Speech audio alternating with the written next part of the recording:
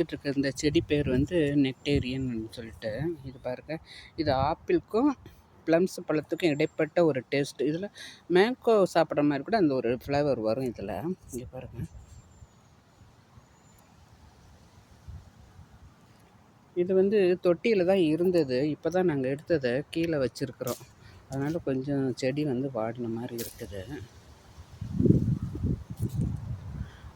இதெல்லாம் வந்து நம்ம நல்லா வேர் பிடிச்சிருச்சுன்னு வச்சுக்கோங்களேன், வயறு நல்லா பரவி பெரிய மரமாகும். ஈஸியாக அது வந்து பிக்கப் ஆகக்கூடிய ஒரு மரம். இது ப்ளம்ஸ் வெரைட்டியை சேர்ந்ததுங்க.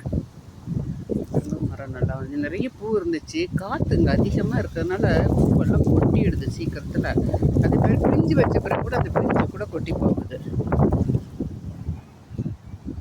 அவ்வளோ பூ வச்சுருந்தது, கடைசியில் பார்த்திங்கன்னா கொஞ்சம் தான் காய் வச்சுருக்குது. நெக்டேரியன். இங்கே அமெரிக்காவில் வந்து வெயில் கொஞ்சம் அதிகமானது, செடியெல்லாம் வாடிடுது. தேங்க்யூ.